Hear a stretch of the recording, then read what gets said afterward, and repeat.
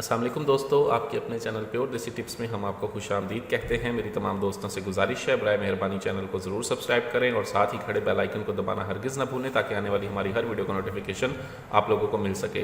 दोस्तों, आज का हमारा ये जो नुस्खा है वैसे तमाम तर अफराद के लिए है जिन्होंने अपने हाथों से अपना बेड़ा गर्क खुद किया हुआ है, तो उनके लिए नुस्खा बहुत ही आला, बहुत ही ज़बरदस्त है।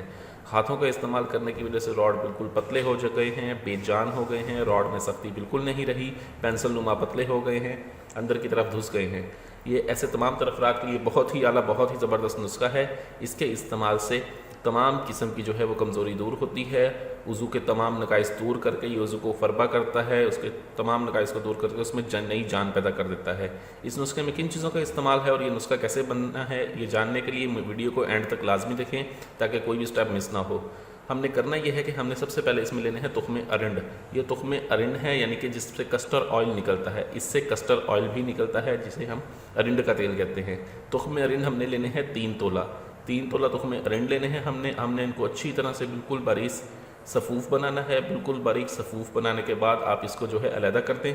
उसके बाद हमें चाहिए होगी पांजड़। पांजड़ हमने लेनी है 2 तोला। ठीक है, हमने करना यह है कि इसको बिल्कुल बारीक सफ़ूफ़ बनाएं। बिल्कुल बारीक सफ़ूफ़ बनाने के बिल्कुल बारीक सफ़ूफ़ बनाने के बाद आप इन दोनों को जो है खरल में डालें और इसके बाद हमें चाहिए होगा 70 ग्राम रोगने लौंग, यानी कि रोगने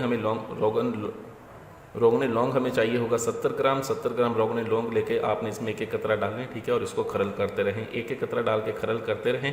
ठीक है, इस तरह ये सारा तेल इसमें जज़ब करें।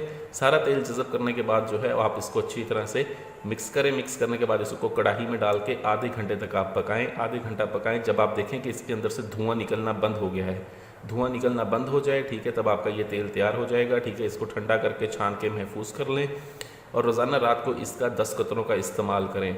इसके इस्तेमाल का तरीका क्या है, उसकी वीडियो मैंने जो है यूट्यूब पर दी हुई है कि वज़ू पर मालिश कैसे की जाती है, उसके नाम से ये वीडियो है। उसका लिंक मैं आपको डिस्क्रिप्शन में दे दूँगा। ठीक है, वो देख लीजिएगा। बस उस तरह से इसकी मालिश करें। ये सिर्फ 15 दिन के इस्तेमाल से ही आपको बहुत ज़्यादा फ़ायदा होगा। वीडियो अच्छी लगी हो तो इसको लाइक, शेयर और कमेंट ज़रूर करें। मुझे अगली वीडियो तक के लिए इजाज़त दें। अपनी सेहत का बहुत ख्याल रखें। शुक्रिया। अल्लाह हाफ़िज़।